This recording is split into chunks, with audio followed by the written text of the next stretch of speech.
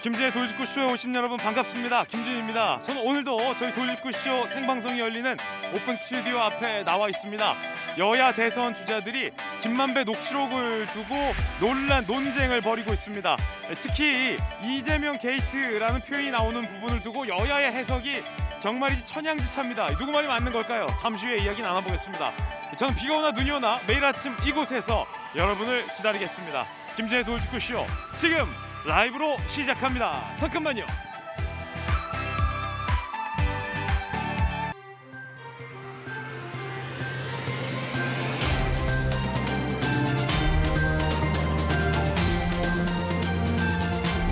신문 읽어주는 남자입니다. 대장동 개발과 관련돼서 비리 의혹이 불거졌는데 서로 당신 게이트다 하고 있습니다. 이재명 게이트다, 아니다, 윤석열 게이트다. 여야 간의 공방이 심합니다. 그 가운데 김만배 녹취록에 등장한 이재명 게이트의 이 게이트 뜻이 문을 지키는 문지기 역할이다 라는 한 민주당 일각의 해석도 나와서 웃음을 자아내고 있습니다. 잠시 후에 이야기 나눠보겠습니다. 오늘 조가신문 4가지 키워드 준비했습니다. 먼저 첫 번째 키워드부터 공개합니다. 첫 번째 키워드는 바로 이겁니다. 게이트. 영어 뜻 그대로면 게이트, 문이 맞죠. 몇 번 게이트, 3번 게이트, 4번 게이트. 근데 통상 정치인의 이름이 앞에 붙으면 의미는 달라집니다.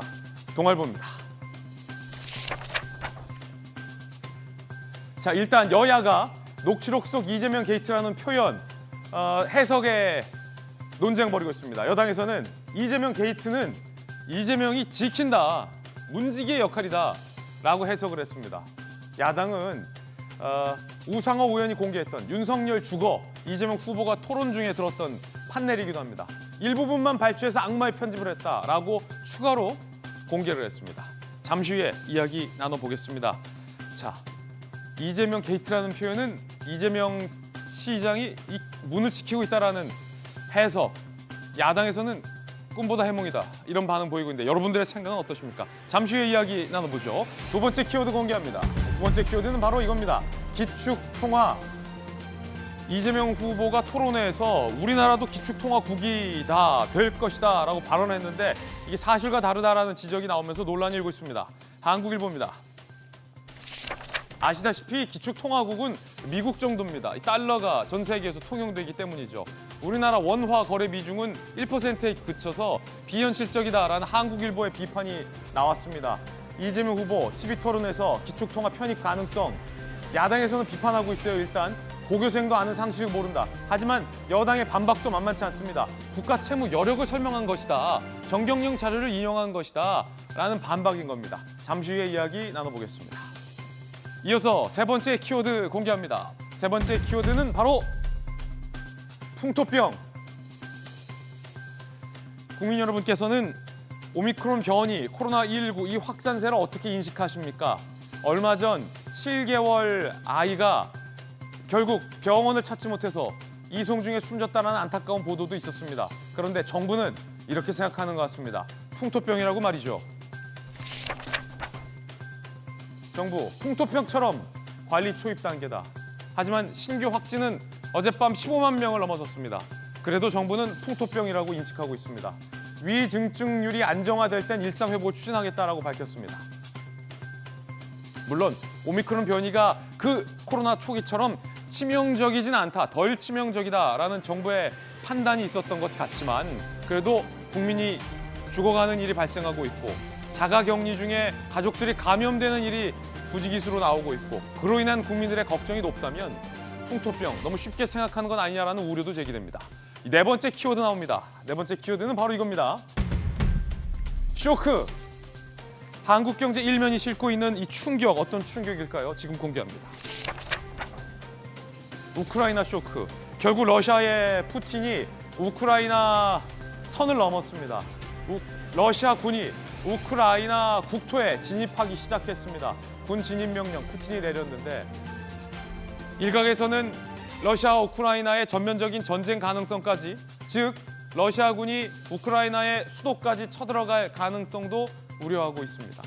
미국은 즉시 러시아의 고강도 제재를 선언했습니다만 과연 푸틴이 어떻게 할지 아무도 모를 것 같습니다.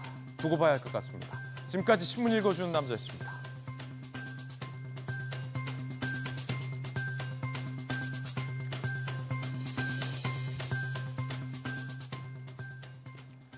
수요일 아침 함께하신 최고의 전문가들 소개해드리겠습니다. 저희 돌직구쇼의 변호사 손정희의 변호사님, 그리고 국민의힘 선대본의 공보단장, 대장동을 지역구로 두신 분 김은혜 단장 나오셨습니다. 안녕하십니까. 대한민국의 청년 국회의원 이재명 후보자의 복심, 민주당의 전용기 의원, 청와대 출입기자 출신의 베테랑 기자, 이재명 정치부 선임 기자 나오셨습니다. 모두 어서 오세요. 반갑습니다. 첫 번째 이야기부터 시작하겠습니다. 게이트를 두고 여야가 논쟁 중입니다. 특히 김만배 녹취록에 이재명 게이트라는 표현이 나오는지 안 나오는지를 두고 지난 TV 토론에서 이재명 후보는 허위다, 후보 사퇴하라라고 윤 후보를 압박하기도 했었습니다만 그 표현이 등장하면서 해석의 여지, 해석의 논쟁이 벌어지고 있는 겁니다. 첫 번째 이야기의 주제가 바로 그겁니다. 함께 보시죠. 국민 여러분께서는 어떻게 생각하십니까? 윤 게이트다, 이 몸통이다, 서로 공방하고 있고 불타는 대장동 전선. 지난 21일 TV 토론회에서 김만배 녹취록을 꺼내들며 이재명 후보가 윤석열 후보를 공격했습니다. 그러자 아시다시피 윤석열 후보는 그 녹취록의 끝에는 이재명 게이트라는 표현이 나온다라고 맞받아쳤습니다. 그러자 이재명 후보는 허위 사실이라며 후보자 사퇴하라라고 압박을 했습니다. 그 뒤에 국민의힘이 이재명 게이트라는 표현을 공개했습니다. 일단 TV 토론회 그 장면부터 이야기가 시작되는데 함께 보시죠. 윤석열은 원래 죄가 많은 사람이야. 내가 가진 카드면 윤석열은 죽어. 이거 들어보셨죠? 녹취록에 있는 거. 김만배의 녹취록입니다. 검찰 녹취록. 윤석열은 나하고 욕하면서 싸우는 사람이야. 자, 그 사람들은 뭐 우리 이재명 후보하고 훨씬 가까운 측근이고 저는 뭐 10년 동안 본 적도 없고 정영학이라는 사람은 알지도 못할 뿐만 아니라 뭐 내용이 없지 않습니까?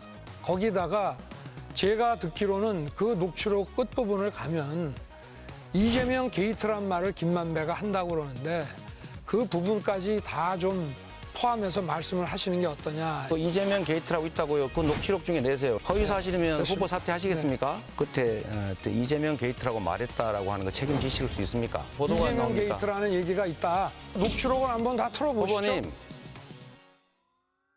이재명 게이트라는 표현은 없다면서 후보 사퇴를 거듭 촉구했던 이재명 후보의 발언이었습니다. 하지만 결국 이재명 게이트라는 표현은 있었습니다. 원희룡 본부장이 공개한 김만배 씨 녹취록에 했으니까 망정이지 이재명 게이트 때문에 라는 대목이 나옵니다.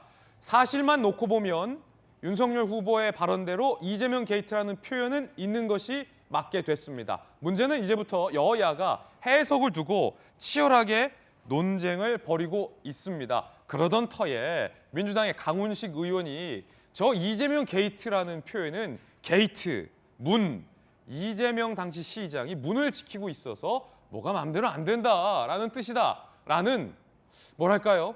굉장히 이례적인 해석을 내놔서 논란이 이뤄지고 있습니다. 일단 강훈식 의원의 그 해석부터 한번 들어보시죠. 제가 알기로는 저게 이재명 때문에 일이 안 된다라는 취지의 이야기로 저는 알고 있고요. 그러니까 그 입구에서 지킨다라는 그런 의미의 게이트인 것 같고요. 자, 입구에서 지킨다는 뜻이다라는 해석을 내놨습니다. 지금부터 본격적인 토론 시작해 보겠습니다. 일단은 대장동을 지역구로 두신 야당 공보단장께 먼저 물어보겠습니다. 민주당의 강훈식 의원 같은 경우는 저 이재명 게이트라는 표현의 뜻은 이재명이 입구를 지킨다라는 뜻이다라는 해석을 강훈식 의원이 내놨는데 이에 대해서 어떻게 보십니까? 요즘 나온 재미있는 얘기 중에 단연백미라고 생각합니다. 단연백입니다. 네, 보통 이제 게이트 키퍼까지 생각하셨을까라고 생각하는데요. 게이트 키핑이라는 건 이제 언론사의 편집 기능이죠. 근데 마치 축구에서 골키퍼처럼 수문장 역할을 얘기하셨다면 제가 다시 여쭙고 싶어요. 그러면 최순실 게이트는 최순실 씨가 수문장으로 지키고 있는 건가요? 그게 이재명 후보가 대장동 비리 몸통이 아니라고 자꾸 몸부림을 치실수록 늪에 빠져들 거라고 말씀을 드리고 싶습니다. 그럼 최순실 게이트는 최순실이 문직이냐라는 반론. 자, 그럼 여당 의견 들어보겠습니다. 전영기 의원님. 네. 이게 지금까지 민주당의 해석은 저 대장동 게 아니라 저기서 나오는 이재명 게이트는 이재명 후보자가 당시에 대법원 판단, 즉 선거법 위반 여부를 두고 무죄를 받은 사건을 의미하는 것이다라는 해석이 나왔었는데 강훈식 의원의 해석은 기존 해석과는 조금 달라서 지금 보도가 되고 있거든요. 어떻습니까? 그러니까 검찰에 들어가 있는 그 녹취 내용이 이게 하나만 있는 게 아니고 다양한 몇 개가 그렇죠. 있는 녹취가 있는 거 아닙니까? 그 중에 이제 하나에서 이재명 게이트라는 이야기가 있다라는 것인데 이거는 선거법 이후에 나온 게 맞습니다. 그러니까 2020년 10월에 예. 김만배 씨가 정영학 씨랑 이야기하다가 이게 나온 건데요. 10월 26일인가요? 그렇죠. 그렇죠. 네, 10월에 나온 거고 그렇기 때문에 저희는 선거법 이야기를 했던 건데 강훈식 의원이 이야기했던 부분도 일정 부분은 맞습니다. 아, 맞습니까? 네, 어떤 내용이냐면 김만배 씨가 이렇게 얘기합니다. 했으니까 망정이지 이재명 게이트 때문에. 그러니까 이재명 게이트 때문에 막혔을 건데, 그러니까 했으니까 망정이지 만약에 이재명 게이트가 실제로 존재했다면 그걸 막았다는 얘기거든요. 그러니까 여기서 해석의 차이가 당연히 분분할 수밖에 없는 이런 상황이다. 그래서 강훈식 의원이 주장하는 것도 어떻게 보면 억지로 들릴 수 있겠지만, 뭐 게이트 키퍼 이런 얘기까지 하면서 억지로 들릴 수도 있었겠지만, 김만배 씨가 하는 내용들을 들어보면 했으니까 망정이지 이재명 게이트 때문에 못할 뻔했지 않느냐 이렇게도 해석이 될 수 있다라는 거죠. 그리고 다른 내용을 가지고 윤석열 후보가 윤석열은 내가 가득하면 죽어라고 이야기했던 그 녹취의 끝에는 이재명 게이트라는 얘기가 없다라는 것이거든요. 그러니까 여기에서는 해석의 파이가 분명히 있고 녹취록이 하나만 있지 않고 다양하게 있다. 예. 이것을 우리가 지켜볼 만하다. 저는 그렇게 보고 있습니다. 자, 그러니까 기존의 어떤 맥락, 저 이재명 게이트 때문에라는 표현은 대장동 사건을 의미하는 것은 아니다라는 해석은 계속 유지하셨는데 강훈식 의원의 저 표현은 듣기에 따라서 이상하게 들릴 수도 있지만 따지고 본다면 뭐 꼭 문지기로서의 역할만을 의미한 건 아니다. 네. 맞는 부분도 있다는 말씀이시죠? 예, 맞습니다. 김은혜 의원. 민주당 입장은 해석은 우리의 자유에 맡겨달라라는 것 같아요. 그런데 두 가지 전제로 이 녹취록에 민주당이 접근하고 있는 것 같은데 하나는 녹취록이 여러 개 존재한다. 그리고 김만배의 말을 믿는다라는 전제라면 저에게 계속 지금 그 녹취록이 제보가 오고 있는데 이 녹취록의 다양한 버전 그런데 그 다양한 버전마다 이재명 후보의 이름이 언급되는 걸 저희가 취합되는 대로 공개를 하려고 합니다. 아, 그렇습니까? 네. 지금 제보가 들어오고 있습니까? 다양한 녹취록이? 네, 그 녹취록 안에 이재명 후보의 이름이 들어가 있어요. 그래서 이 부분은 이재명 후보의 저는 자업자득이라고 생각을 합니다. 대장동을 바로 이야기하고 인정하고 어디까지는 내가 잘못했다. 더 이상 당원 일의 최대 치적이라고 하면서 원주민과 그리고 들어오신 입주자분들 피눈물 흘리지 않게 하겠다라는 말을 진작에 했으면 좋았을 텐데 계속 질질 끌고 오면서 이렇게 억측과 궤변이 나오고 있는 거죠. 이거 입으로 막는 민주당 분들 얼마나 고생이십니까? 제가 입장 바꿔도 상당히 힘드실 것 같은데 이 풀 수 있는 사람은 이재명 후보밖에 없다고 생각합니다. 예, 이재명 게이트는 이재명 시장이 입구에서 지키고 있다라는 뜻이다라는 강훈식 의원의 해석. 국민 여러분은 얼마나 동의하십니까? 함께 보시죠. 다시 한번 살펴보면 이재명 게이트라는 표현은 이재명 때문에 일이 안 된다라는 취지의 이야기로 게이트에서 입구에서 지킨다라는 의미다라는 해석 내놨습니다. 국민의힘 선대본 황당한 궤변으로 국민을 우롱하고 있다. 그 많은 수많은 게이트 주인공은 입구 지키고 있었던 위인들이었나. 워터게이트는 숨은 관리인이고 코리아 게이트는 인천국제공항인가. 이재명 게이트는 슬슬 열리니 멘붕이 오는 듯하다라는 야당의 비판 나오고 있습니다. 베테랑 기자 의견과 법조인 의견도 한번 들어보겠습니다. 그러니까 앞서서 제가 좀 표현의 오해의 여지가 있었던 것 같아요. 강훈식 의원의 해석을 제가 소개하면서 웃음을 자아낸다라고 얘기를 했지만 그 말인즉슨 이 게이트라는 표현을 두고 민주당 의원들의 해석을 반박하거나 비판하기 위한 게 아니라 게이트를 문 그대로 해석하는 그 해석법이 상당히 이례적이다라는 표현으로 제가 했다는 말씀 드리겠습니다. 자, 일단 이재명 베테랑 기자는 어떻게 보십니까? 아니 저는 기본적으로 이 녹취록에 이제 이재명 게이트라는 말도 나오고 실제 윤석열 후보 이름도 나옵니다. 근데 그래서 어쨌다는 건지 저는 잘 모르겠습니다. 그러니까 이 녹취록은 판결문이 아닙니다. 제가 말씀드린 것처럼 이 녹취록 자체가 기본적으로 대장동 사업팀들이 서로 더 많은 이익을 갖겠다면서 이전 투과를 과정 속에서 녹음되고 녹취록이 만들어진 겁니다. 그런 상황에서 이 녹취록에 만약에 이름이 있으면 그 사람이 비리의 몸통이고 이름이 없으면 그 사람은 무죄라는 것 자체가 좀 말이 안 되는 거죠. 이 녹취록 자체를 가지고 수사기관이 뭐 증거를 찾아 나서는 어떤 수사의 단초로 활용할 수 있을지 몰라도 이 녹취록에 있으니까 이건 이재명 게이트다. 또 윤석열 이름이 나오니까 윤석열 게이트라는 말 자체가 굉장히 대장동 특혜 개발 의혹 자체의 본질을 흐리는 거죠. 그래서 여야 모두 그렇죠. 녹취록 공방이 뭐 지금 선거 막판에 뜨거운 쟁점이 됐으니까 여기서 뭐 밀릴 수 없는 그런 마음들을 이해할 수 있지만 본질로 돌아와야 된다. 이 사건의 본질은 결국 성남도시개발공사가 화천대유에게 유리하도록 공모 지침서를 만들어줬습니다. 그리고 화천대유에게 점수를 몰아줬습니다. 그래서 시행사가 되게 했고 초과이익 환수 조항을 만들지 않아서 1조에 가까운 막대한 이익을 줬습니다. 이것까지가 문재인 정부 검찰이 밝혀낸 팩트입니다. 자, 여기서 유동규 씨가 이걸 성남도시개발공사의 사장 직무대리가 이걸 해주는 대가로 700억을 약속을 받았다라는 게 검찰의 기소 내용입니다. 그럼 지금까지는 분명하게 유동규 게이트인 건 틀림없습니다. 자, 여기서 그 다음 문제는 이것이 유동규가 최종 설계자냐, 아니 윗선이 있느냐 없느냐 논쟁이 있는 거죠. 그렇다 그러면 아직까지 이재명 게이트는 확인이 안 되는 거죠. 그렇다고 윤석열 게이트는 더더욱 본주가 멀어지고 있는 거죠. 그러니까 유동규 게이트라는 표현을 쓰셨는데 거기서의 유동규 게이트라는 표현이 유동규 씨가 문을 지키고 있다라는 뜻입니까? 아니면 유동규의 비리 의혹이 있다는 뜻입니까?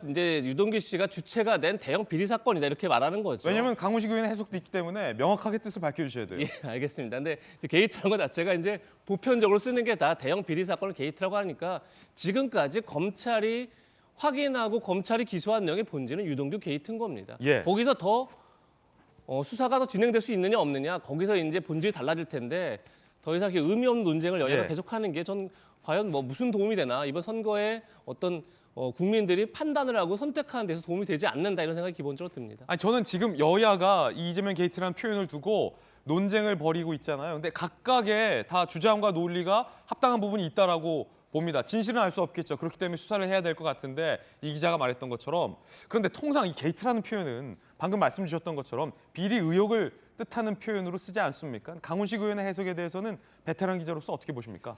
그러니까 저 지금 조금 저 원희룡 정치본부장이 공개한 그 녹취록을 보면 이재명 게이트는 많이 나옵니다. 그런데 앞뒤 문맥이 거의 없습니다. 그래서 사실 무슨 뜻으로 한 얘기인지 잘 알 수가 없습니다. 알 수 없어요. 그러다 보니까 이제 민주당에서는 오히려 그 앞서 뭐 남욱 변호사라든지 정영학 회사라든지 어쨌든 이재명 시장에게 제대로 어떤 로비가 먹히지 않는다 이런 거 맞물려서 이제 해석을 하려는 거죠. 근데 이제 또 반면에 윤석열 후보는 이재명 게이트란 말이 나온다라는 것만을 이제 강조한 거고요. 그렇기 때문에 이건 사실 문맥 자체가 정확하지 않은 상황에서 이 녹취록을 해석하는 게 과연 어떤 사실관계를 규명할 건 전혀 상관이 없는 거죠. 그야말로 그냥 우리가 흔히 래피셜이라고 하지 않습니까? 양쪽이 생각하는 주장을 할 뿐입니다. 그러니까 결국은 아무런 진실이 없는 공방만 이어진다. 그렇기 때문에 이게 더 의미가 없는 논쟁을 하는 게 별 의미가 없다는 생각이 듭니다. 강훈식 의원의 해석에 대해서 야당 입장도 나왔는데 직접 한번 들어보겠습니다.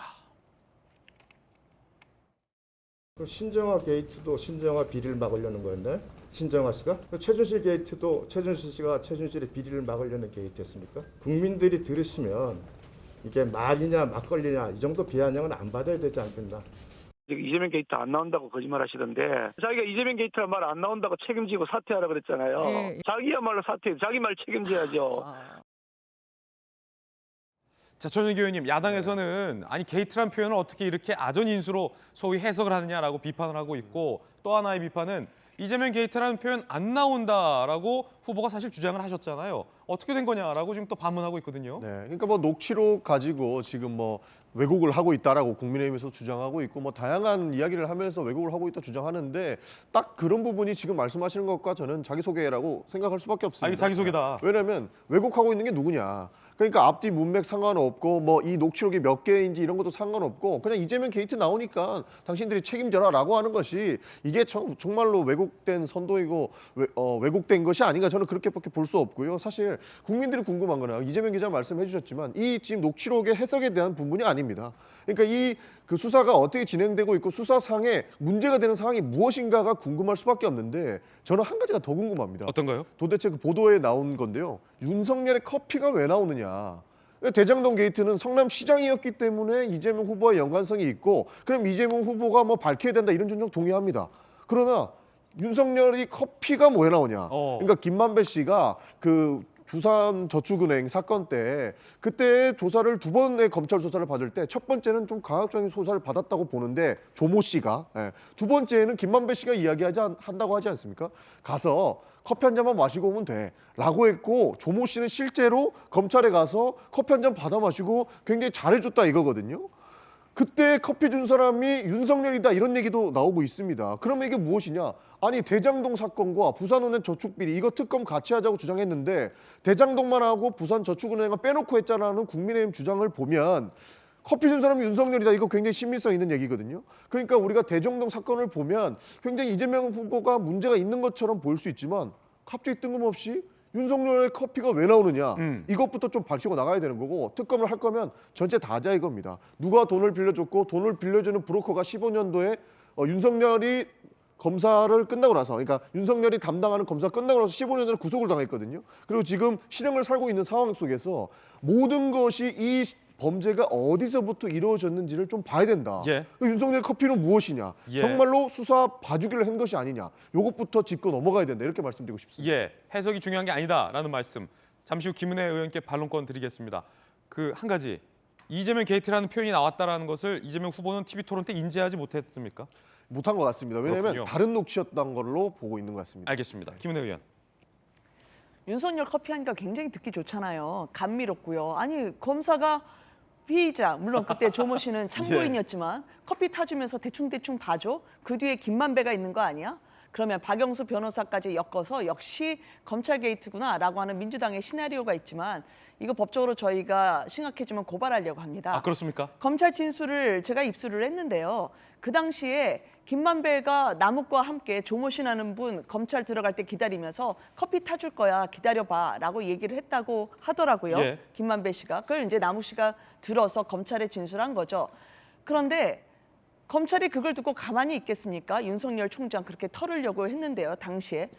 그래서 검찰에서 윤석열 후보와 관련해서 물어봤다고 합니다, 남욱 씨에게. 그러면 김만배 씨가 윤석열 후보에게 당시에 청탁을 넣었다고 들었나요? 그랬더니 아예 남욱 씨가 아니요, 김만배는 청탁을 하지 않았다고 합니다라고 검찰에 진술을 한 것으로 제가 제보를 받고 확인을 했습니다. 예. 근데 그 뒤에 나오는 말이 조금 충격적이죠. 김만배 씨는 그 당시에 윤석열 중수위 이과장을 자기보다 아래급으로 봤기 때문에 청탁 대상으로 삼지 않았습니다. 그렇게 이야기를 했다는 거예요. 그런 그렇습니까? 취지로요. 물론 듣는 저희도 아래급 하니까 조금 난감하긴 한데 예. 그만큼 김만배 씨가 얼마나 허장성세로 다른 사람과의 두루 친분 관계를 과시했던 사람인지 저는 그 검찰 진술이 우리에게 예. 시사하는 바가 크다고 생각합니다. 따라서 윤석열 커피는 여기서 팩트 체크를 해드리자면 아닙니다. 예. 당시에 중수 이과장이 직접 신문하지도 않았고요. 지금 초반부터 상당히 치열합니다. 게이트라는 단어를 두고도 이 많은 이야기와 논쟁이 펼쳐지고 있고 거듭 말씀드리지만 저기서 나오는 이재명 게이트의 뜻이 무엇인지 전체 녹취 맥락을 저희가 보지 않았기 때문에 단정할 수 없다는 말씀 드리겠고 다만 여야가 각자 해석을 내놓고 있다는 것 저희는 공히 다 보도해 드리고 있고 판단은 우리 국민 여러분들께서 해주시면 될 것 같습니다. 그런데 또 해석의 여지를 두고 여야가 논쟁을 벌이는 대목이 하나 더 있습니다. 이번에는 이재명 후보자가 TV토론에서 판례를 들었고 민주당의 우상호 의원 등이 공개해서 윤석열 후보를 몰아세웠던 대장동의 몸통이 아니냐라고 몰아세웠던 그 녹취록을 두고 여야의 해석이 다릅니다. 일단 여당 의원들의 공세부터 한번 들어보겠습니다. 송영길 대표, 조승래 의원입니다. 우리가 주장한 대로 대장동을 앞으로는 윤석열 게이트라고 불러야 될 것 같습니다. 특검을 통해서 반드시 실체를 밝혀내겠다 이런 말씀을 드리겠습니다. 본질은 윤석열 게이트인데 그 잘못을 가리려니 애꿎은 사람들에게 덮어씌우려는 것입니다. 이제라도 거짓말을 멈추십시오. 자, 민주당에서는 이 대장동은 윤석열 게이트다라고 역공을 취하고 있습니다. 그러면서 김만배 씨의 녹취록을 근거로 삼기도 했었죠. 그 내용은 우상호 의원이 공개하는데 바로 이겁니다.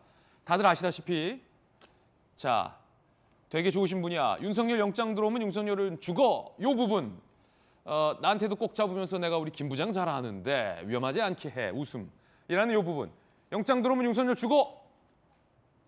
되게 좋으신 분이야. 요 대목을 우상호 의원은 공개하면서 김만배 윤석열의 커넥션이 짙다라고 민주당은 의혹을 제기한 바 있습니다. 그런데 국민의힘에서 왜 일부분만 편집하느냐, 악마의 편집이다라면서 그 윗부분을 공개해버렸습니다. 그러면서 다른 해석을 내놓았습니다. 이게 지금 오늘 논란의 포인트, 논쟁의 포인트인데 함께 보시죠.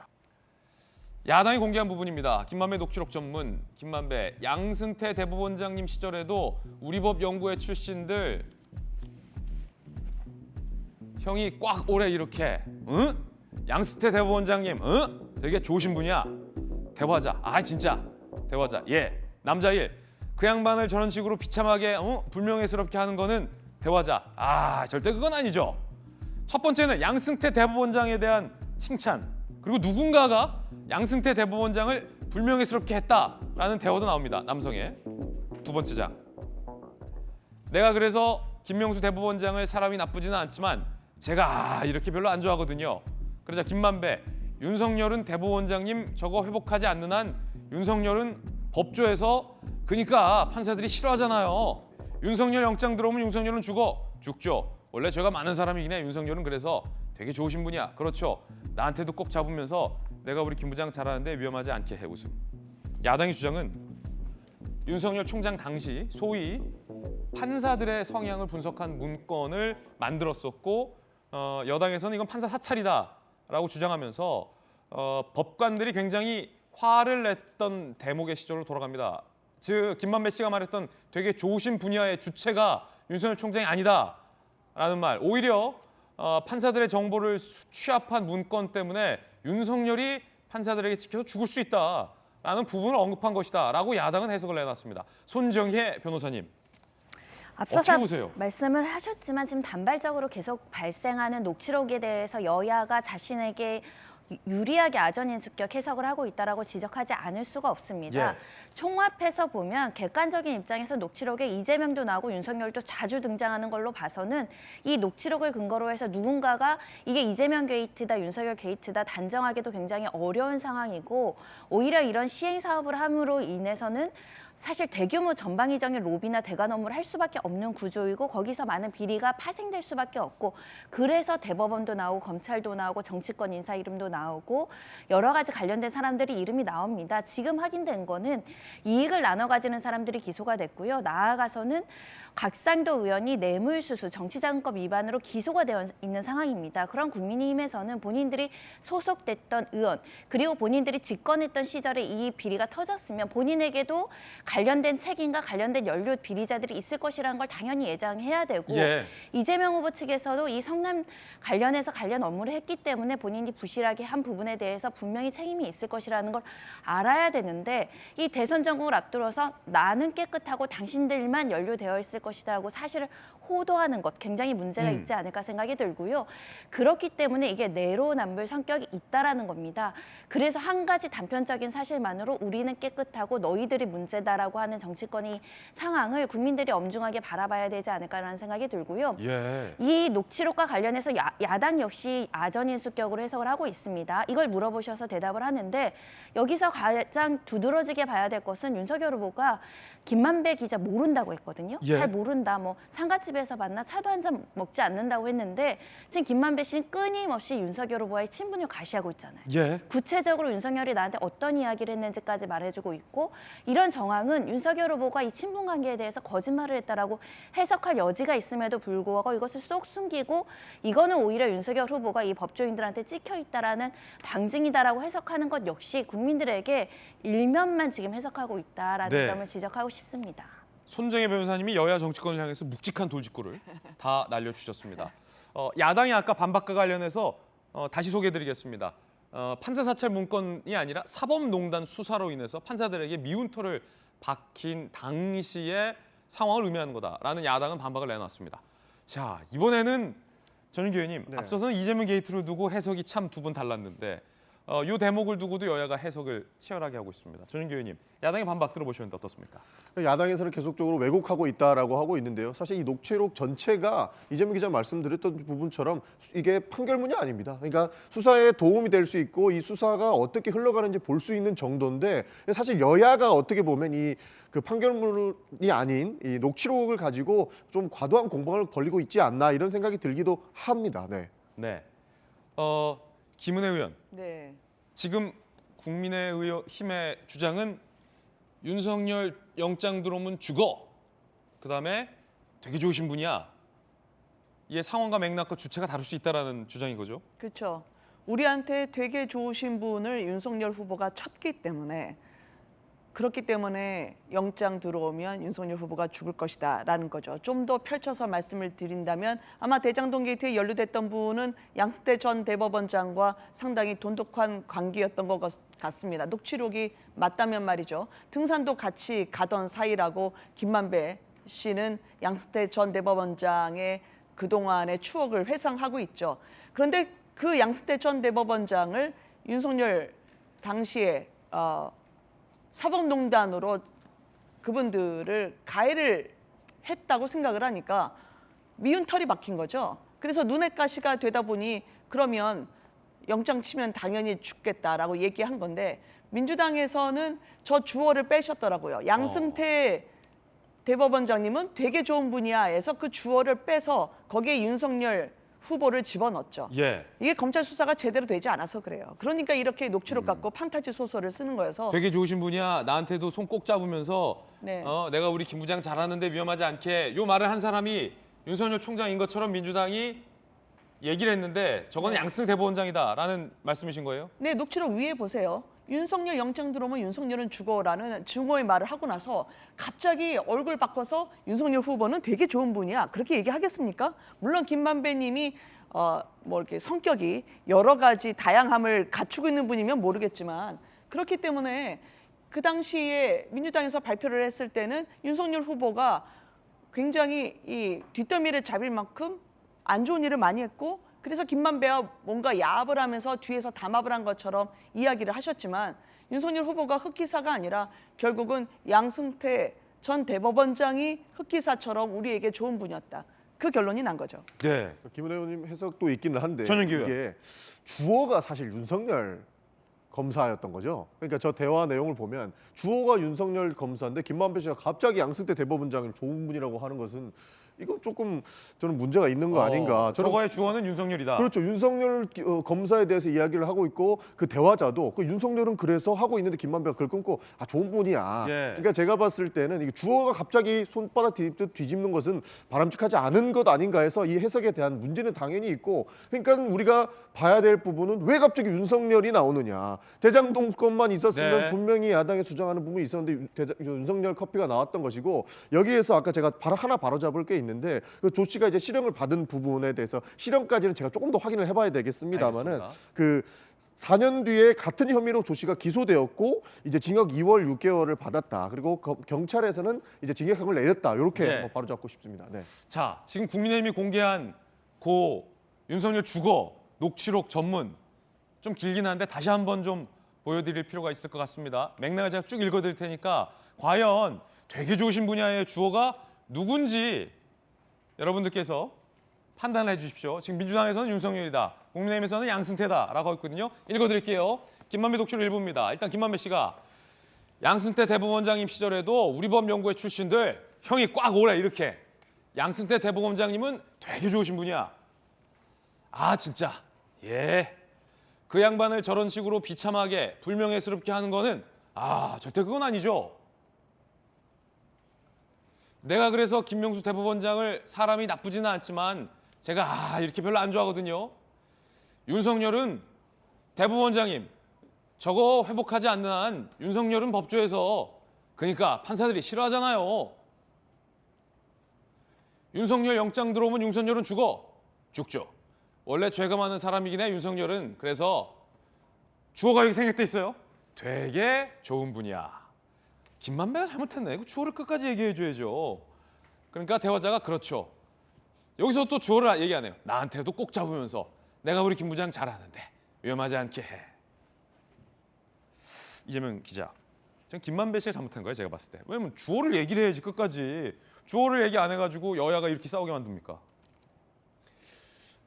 참 아까 말씀드렸죠. 이 녹취록을 굳이 어떤 해석이 맞느냐라고 얘기한 것 자체가 참 무의미하지만 그럼에도 불구하고 저 녹취록만 봤을 때 저게 지금 어쨌든 하나의 이제 문맥이 완성돼 있죠. 봤을 때 어쨌든 저게 논란이 됐던 이유가 있습니다. 마지막 문장 때문입니다.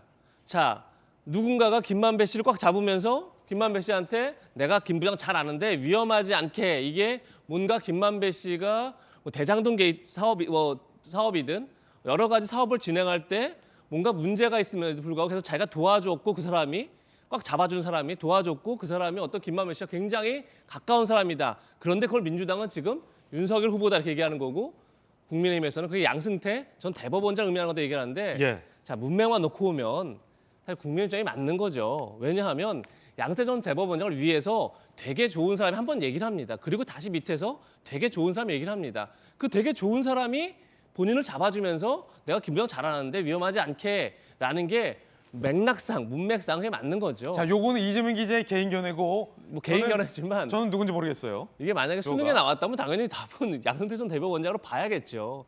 그렇게 하면 문맥이 맞는 거죠. 갑자기 윤석열 후보는 그 당시에 돌아가면 사법농단 사건이 있었습니다. 문재인 대통령이 직접 수사를 지시했습니다.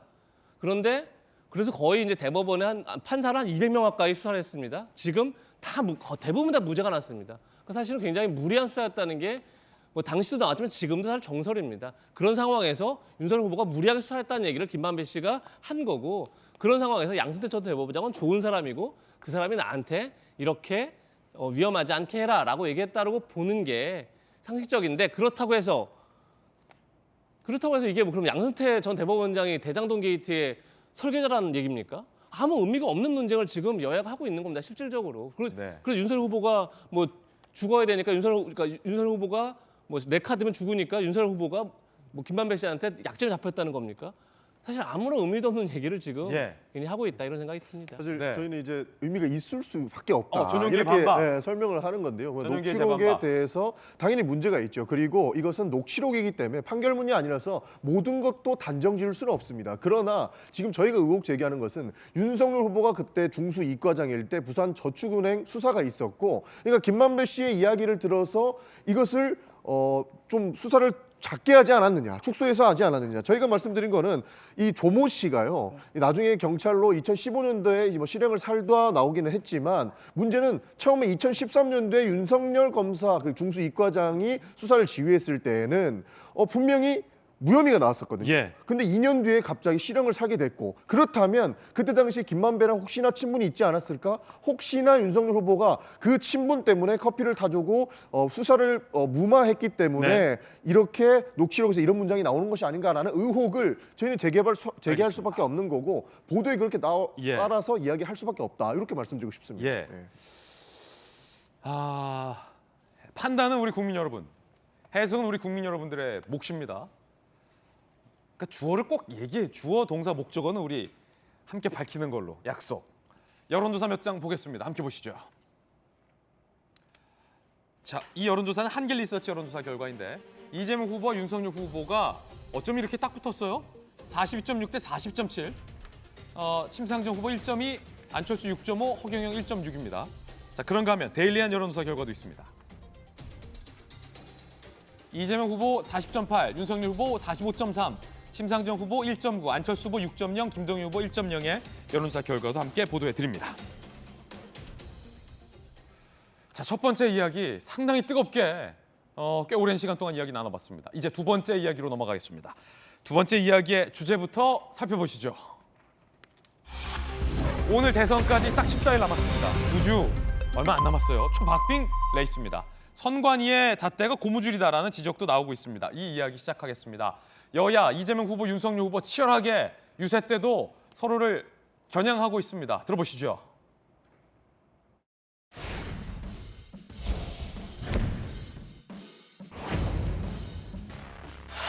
평화가, 안정이 곧 경제고 평화가 곧 밥입니다. 전쟁 위기를 고조시켜가지고 자기 표 얻겠다고 안보 포퓰리즘, 이거 옛날 북풍하고 똑같지 않습니까? 총풍하고 똑같잖아요. 신형 총풍입니까? 여러분, 내가 표를 얻자고 국민들의 경제를, 삶을 망치면 안 되겠죠. 그거는 부적격입니다. 부적격.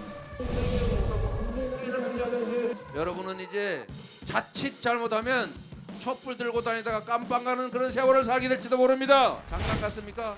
군인들이 나라를 지배하던 시대, 그때보다 더 엄혹한 모든 전직 검사들이 온 나라를 다 지배하는 나라가 될 수도 있습니다, 여러분. 3억 5천만 원 들고 들어가서 지금까지 8,500억을 받아갔습니다. 앞으로 1조까지 돈을 더 받는다고 하는데, 저도 26년간 부정부패와 싸워온 사람이기 때문에 저거는 그냥 견적이 딱 나오는 사건입니다. 자그마한 잘못은 과오나 이런 것으로 할 수 있는 것이지만, 이런 것은 상당한 어떤 조직력이 없으면 되지 않는 건데, 이거 한 건만 했겠습니까? 자기 옆집도 도지사 그 산하에 있는 저 경기 그 주택도시공사에서 저렇게 10억씩 들여서 집을 얻었는데 그 집이 누구 집인지 몰랐다는 거 아닙니까? 이재명 후보와 윤석열 후보 서로를 향해서 치열하게 공세를 벌였습니다. 검찰공화국, 촛불들 다 깜빵 갈 수 있다. 이재명 후보 이렇게 얘기했고, 반면 윤석열 후보 대장동 이건 견적 딱 나오는 사건이다라고 대장동 의혹을 파고들었습니다. 자, 한 분 한 분씩 이야기 들어볼 텐데 먼저 이재명 후보가 친문 소위 반성문을 썼다는 오늘 보도가 많이 나왔습니다. 함께 보시죠.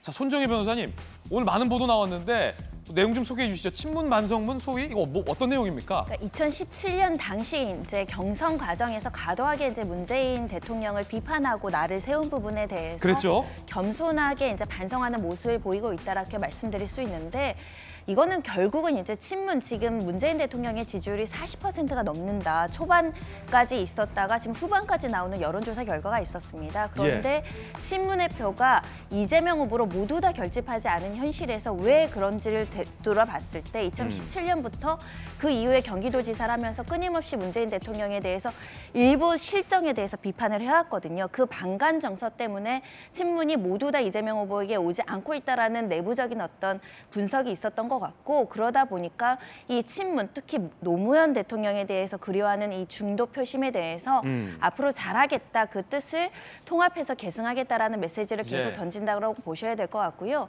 이재명 후보 계속 지금 선거 마케팅의 일관된 전략이 겸손하고 반성한 모습입니다. 본인이 굉장히 강성 높은 목소리를 과거에 많이 내세웠는데 그게 조금 반감을 가진다라는 평가가 있습니다. 그래서 좀 더 겸손한 모드로 대선 마지막까지 이루고자 하는 게 아닐까 생각이 듭니다. 특히 손 변호사님, 아픈 손가락으로 생각해달라라는 표현을 썼는데 어떤 맥락일까요? 아픈 손가락. 모르겠습니다. 지금 문재인 대통령 포함해서 민주당의 여러 대선 후보들이 있었죠. 중간에 낙마하고 여러 가지 이제 사건 사고로 대선 후보에서 나오지 않은 사람들도 있었는데, 이재명 후보 같은 경우는 사실은 치열하게 이낙연 후보와 경쟁을 하고 올라왔지만 이 여러 가지 민주당 지지에서 뭔가 우리랑 좀 색깔이 다르다, 이런 색깔에 대한 우려를 하시고 있는 분이 있기 때문에 이것을 불식시키기 위해서 좀 아프게 봐달라, 조금 부족하지만 더 잘하겠다라는 평가로 보입니다. 사실 뭐 전용기 의원님, 이재명 후보가 이제 문재인 대통령 지지자들에게 사과한 반성문을 쓰긴 했지만 그때 당시 대통령 경선 토론에서는 뭐 후보 대 후보로 대등했으니까 당연히 뭐 비판할 수 있는 건 아니겠습니까? 이번 경선에서도 박용진 의원이 이재명 후보 굉장히 이재명 후보 입장에서 봤을 때는 좀 얄밉다 싶을 정도로도 치열하게 공격했었잖아요. 굉장히 치열했습니다. 그러니까 2017년도는 거의 친문과 비문이 나눌 정도였었으니까요. 굉장히 심각한 사실 그 내용들을 가지고 다뤄졌었습니다. 그래서 거기에서 남아있는 아직까지 상처들이 있는 것이죠. 그래서 지금 문재인 대통령을 지지하시는 분들도 이재명 후보에게 쉽게 마음을 주지 않는 이유가 2017년도에 받았던 상처들이 아직까지 아물지 않았던 겁니다. 그런데 여기서 주목해야 될 점은 이재명 후보가 직접 그 상처들에 대해서 느꼈다라는 얘기입니다. 그래서 그 상처를 느껴보니 내가 그때 당시에는 그 지지율의 심취해서 너무 심하게 한 것이 아니냐. 그래서 그 부분에 대해서 내가 사과를 할게. 그러면 여기에서 나를 그때 아픈 손가락으로 받아주고 지금 문재인 대통령의 정부를 우리가 성공시키고 다시 이재명 정부를 만들기 위해서 아픈 손가락으로 좀 받아줬으면 좋겠다라고 호소를 드리는 이런 걸로 봐주시면 좋을 것 같습니다. 노무현 전 대통령, 문재인 대통령의 지지자들의 마음 껴안기 행보. 자, 그런가 하면 윤석열 후보도 김대중 전 대통령과 노무현 전 대통령을 언급했습니다. 들어보시죠.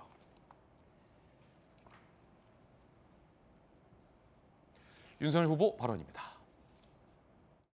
이재명의 민주당이 아닌 김대중의 민주당, 노무현의 민주당에서 합리적으로 국정을 이끌었던 양식 있는 정치인들과 협치를 해서 국민 통합의 정치, 번영의 경제를 이끌어낼 것입니다, 여러분. 민주당 정권의 무능과 부패는 우연히 생긴 게 아니고 실수로 생긴 게 아닙니다.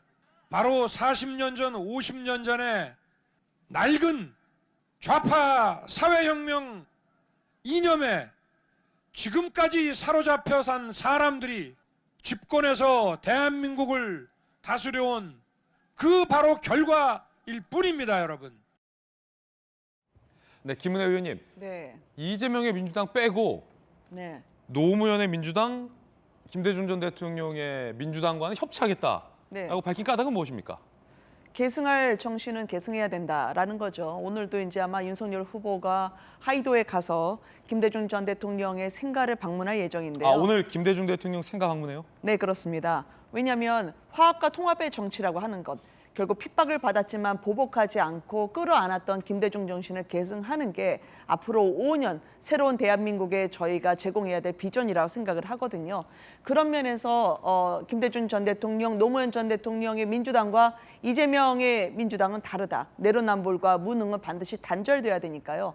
특히 이제 이재명 후보님이 아픈 손가락 얘기를 하셨는데 듣는 저희로서는 좀 갸웃합니다. 왜냐하면 아까 상춘제 그림도 나온던데요.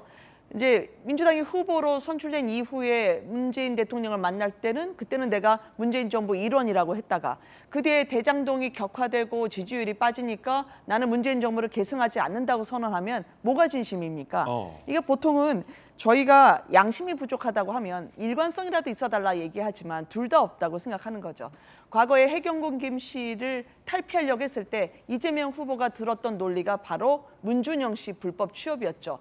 그렇게 문재인 대통령에 대해서 가혹하게 했다고 추정이 되는 이재명 후보에 대해서 갖고 있는 친문의 마음, 아마 최근에 이낙연 후보님, 그 당시 후보님, 이제는 이낙연 전 대표와 함께 섰던 비서실장 정운현님의 윤석열 후보로의 선택, 그게 굉장히 큰 상징성 있는 시사점이라고 저는 생각합니다. 예, 문재인 대통령을 계승하는 이론이냐 아니면 계승하지 않느냐 둘 중에 어떤 게 진실이냐라는 비판까지 해주셨어요. 자, 이재명 기자.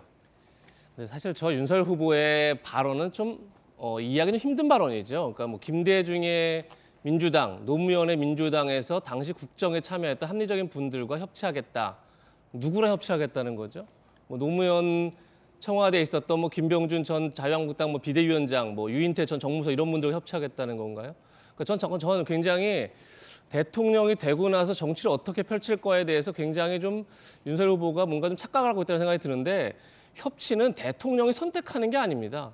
자기가 좋아하니까 협치하고 싫어하니까 대치하고 이러는 게 아니죠. 협치는 국민이 선택한 야당과 하는 겁니다. 야당이기 때문에 협치를 하는 거지 내가 좋아하니까 협치를 할 수 있고 내가 좋아하지 않으면 협치를 안 할 수 있다는 발언 자체가 좀 굉장히 부적합하다. 그런 점에서 제가 늘 말씀드리지만 윤석열 후보가 만약에 집권을 하게 되면 윤석열 대통령의 가장 큰 리스크는 거대 야당과 어떻게 협치를 할 수 있느냐의 문제입니다. 그런데 이재명의 민주당, 그러니까 지금의 민주당과는 협치하지 않겠다고 해버리면 사실은 국정 자체를 운영하지 않겠다는 얘기와 다름없는 얘기죠. 그런 점에서 저 발언은 조금 제가 볼 때 물론 이제 선거 유세에서 한 얘기겠지만 굉장히 앞으로의 국정을 생각했을 때 좀 바람직하지 않은 방향을 얘기하는 거다라는 생각 분명히 듭니다. 네, 이재명 기자 의견 들어봤습니다. 그런가 하면 심상정 후보가 이재명 후보에게 비판을 이어가면서 이재명 후보가 심상정 후보에게 불만을 토로한 대목도 장면도 있습니다. 그 장면 한번 살펴보겠습니다. 먼저 심상정 후보 이야기입니다. 그리고 아니다 이렇게 주장하는 사람들이 있는데 그건 윤석열 후보는 촛불 정부를 심판하기 위해서 더 극단적으로 우경화되고 이재명 후보는 촛불 정부의 책임을 모면하기 위해서 윤석열 후보 따라쟁이하고 있습니다. 이대로 대한민국 대통령 선거가 끝난다면 누가 대통령이 되더라도 대한민국은 역사적인 퇴행이 우려됩니다. 이 역사적 퇴행을 막을 후보 대한민국에 단 한 사람밖에 없습니다. 여러분 누굽니까? 심상정.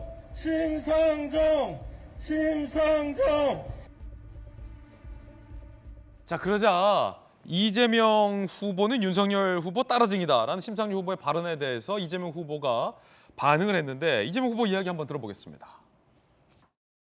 제가 우리 심 후보님은 우리 민주당에는 지나치게 좀 과하고 심하시고 국민의힘에는 지나치게 관대하더라. 지원 방식이 현금만 줘야 된다는 걸 지원이라고 생각하는 게 제가 매우 놀라웠습니다.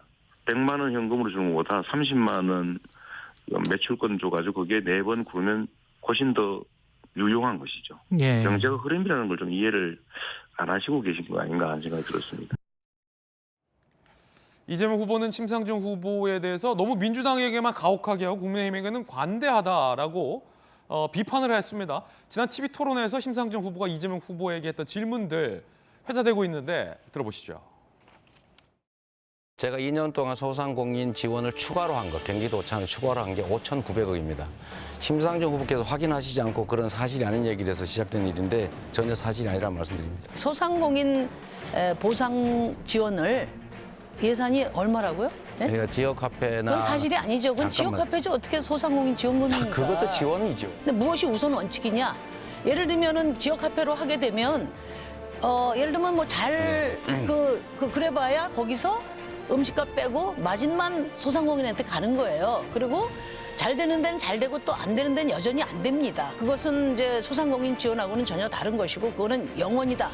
그 이재명 후보님 1555 이렇게 네. 그러니까 MB 747 이후에 15년 만에 외형적인 그 성장 목표를 제시하셨어요. 네. 참으로 제가 의외였습니다. 이재명 후보께서 유능한 경제 대통령을 표방하시는데 이렇게 성장만 외치는 MB 아바타 경제 가지고 미래를 열 수 있나? 자, 그런가 하면 안철수 후보는 부산을 찾았습니다. 윤석열 후보를 때렸습니다. 이유가 바로 그겁니다.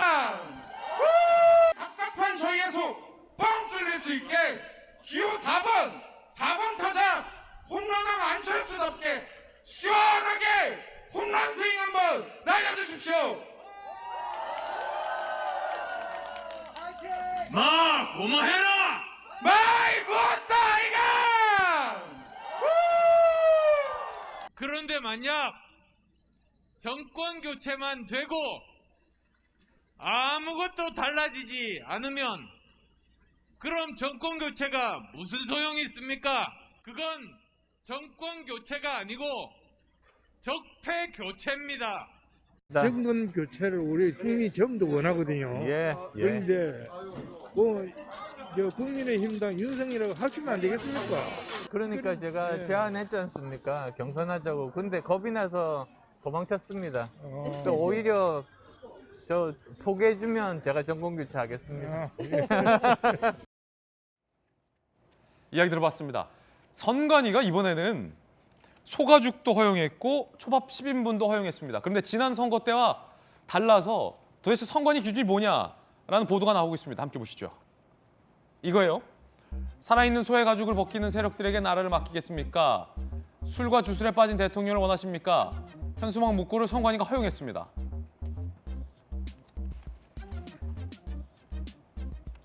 국민의힘이 비판을 했습니다. 자, 그러자 선관위는 정치적 표현의 자유를 폭넓게 보장한다라는 입장을 밝혔습니다. 자, 그러자 국민의힘이 문의를 했죠. 법카로 산 초밥 10인분, 소고기는 누가 먹었나? 전가 4부면 안 됩니다. 쌍욕, 폐륜, R을 뽑으시겠습니까? 문구 사용 가능 여부를 문의하자 선관위가 허용을 했습니다. 손정희 변호사님, 지난번 때 언젠가 내로남불을 선관위가 안 된다라고 막았어요. 그러니까 특정 정당을 인식시킨다라는 이유로. 근데 이번에는 다 되네요? 기준을 바꾼 것 같습니다. 선관위 기준 변화는 사실은 조금 더 다양한 어떤 사회적인 의사 표현을 반영하려는 시대적 추세를 반영했다라고 보셔야 될 것 같고요. 그때는 안 되고 왜 지금은 되느냐, 이게 편파적이다라고 이렇게 시비를 할 수 없는 게 양쪽이 원하는 걸 전부 다 반영을 해줬고요. 사실 유권자 입장에서 굳이 이것을 돈 주고 플랜카드나 시설물을 설치해야 되나 싶을 정도의 표현도 있습니다. 뭐 예를 들면 소고기는 누가 먹었나, 뭐 정가 사범도 있지만 소의 가죽, 술과 주술에 빠진 대통령, 이거 지나가다 아이들이나 외국인들이 볼까 봐 좀 창피한 문구인데 이것까지 허용을 해준다는 것은 이제는 선관위가 이런 정치적인 어떤 표현의 장에 너무 지나친 잣대를 들이밀지 않겠다라는 어떤 상황의 변화에 따른 기준의 변화라고 보셔야 될 것 같고요. 과거에는 이 선거법상 선거에 영향을 미치는 시설물을 이제 설치 못하게 되어 있는데 지금 시대가 이런 현수막 안 걸린다고 이런 표현 안 볼 수 있는 상황이 아니라 휴대전화만 열면 이런 문구들이 난무하는 어떤 정보의 홍수, 흑색 선전, 마타도어 굉장히 이제 심각한 후보자 비방의 문제가 굉장히 난무하는 상황에서 금지한다고 금지되는 것도 아니고 표현의 자유를 허용하는 것이 오히려 더 깨끗한 선거 문화가 되지 않을까라는 변화로 보이는데 사실 좀 우려는 됩니다. 이렇게 허용한다고 하더라도 각 정당에서 너무 눈살 찌푸리는 시설물을 세금 들여 돈 들여서 하지 않았으면 좋겠습니다. 예, 손정희 변호사님 의견 들어봤습니다. 두 번째 얘기였고요. 이제는 더욱더 치열해진 이야기로 들어가겠습니다. 저희가 준비한 세 번째 이야기의 주제를 지금 공개합니다. 기축통화대 김건희 개좌. 이재명 후보자가 지난 TV 토론에서 우리가 곧 기축통화국으로 될 가능성이 높다라고 발언을 했습니다. 아시다시피 기축통화국이라는 것은 그 국가의 화폐가 전 세계에 통용된다라는 의미를 말합니다. 예컨대 미국의 달러 같은 경우가 해당하죠. 다시 말해서 이재명 후보자의 발언만 놓고 보면 대한민국의 원화가 세계의 기축통화가 될 가능성이 있다라는 발언입니다. 여야의 논란이 뜨겁습니다. 그 발언부터 일단 들어보시고 이야기 시작합니다. 국채는 장부상의 수치에 불과하다 이런 말씀도 하셨는데 국채가 과도하게 발행이 됐을 때 신용 등급이 떨어지고 외채 그 차입 이자율이 올라가고 국내 이자율이 올라가고 실물과 금융 모두 혼란을 가져오는데 국채 문제에 대해서 그렇게 편하게 생각을 하신다면 국채가 많아질 때 어떤 일들이 생기는지 한번 생각해 보셨습니까? 우리 후보님이 경제 문제에 대해서 좀 깊이 있게 공부를 하셨는지 모르겠는데요. 답을 하세요. 우리나라는 다른 나라 선진국들에 비해서 국채 비율이 매우 낮다. 절반에도 미치지 못한다. 첫 번째. 두 번째로 우리가 곧 기축통화국으로 될 가능성이 매우 높다. 기축통화 국가가 아닌 비기축통화 국가는 대부분 우리나라보다 다 낮습니다. 그러니까 잘 모르고 하는 말씀은 다시 한번 찾아보시고요. 그건 아십니까? 기축통화국과 기축통화국의 차이점. 그건 아실 겁니다. 당연히 알죠. 당연히 아는데 우리도 아까 말씀드렸던 것처럼 곧 기축통화국으로 편입될 가능성이 매우 높다라고 할 정도로 우리의 경제 체력은 튼튼한 거죠. 기축통화국의 평균 그 부채 비율이 어느 정도인지 아십니까? 글쎄 그 수치는 제가 외우고 있지 않아서 모르겠는데 OECD 평균 또는 선진국 기준으로 한다면 110%는 평균적으로 넘고 있습니다. 지금 말씀하시는 거는 기축통화국들입니다. 그런데 대한민국 같은 비기축통화국 같은 경우는 우리가 국채를 발행을 해도 일반적으로 외국에서 그렇게 수요가 많지가 않다 보니까 이것이 굉장히 문제를 많이 발생합니다. 첫 번째 이야기 기축통화국 발언 논란.